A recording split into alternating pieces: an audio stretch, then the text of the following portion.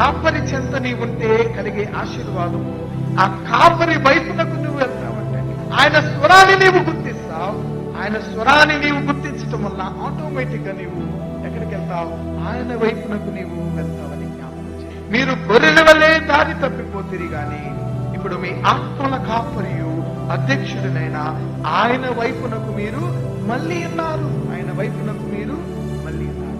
యేసుక్రీస్తు ప్రభువారు ఇది నాన్న ఎవరి వైపు మనలను మళ్ళీ ఎవరిని మనము కేంద్రీకరించి ఎవరి వైపు మనము నడిపింపబడాలని దేవుడు ఆశపడుతున్నారు.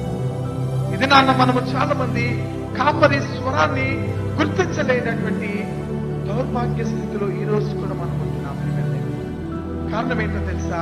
అపవాది మనలను ఆయన స్వరాన్ని వినుకోకుండా అనేక ఆటంకములు మనకు కలుగు చేస్తున్న సందర్భాలు మనం చూస్తున్నాం. ప్రభు ఆ సందర్భము నుండి మనలను బయటికి మళ్లించటానికి ఆయన అంటున్నాడు, కాపరి స్వరము వైపునకు నీవు వెళ్ళాలి. రెండు స్వరాలు మీకు వినపడతాయి, అపవాదిది సైతానుది అనేటువంటి అపవాదిది, దేవునిది. ఈ రెండు స్వరాలలో నీవు ఎవరి స్వరాన్ని గుర్తిస్తున్నావు? ఎవరి వైపునకు నీవు వెళ్తున్నావు?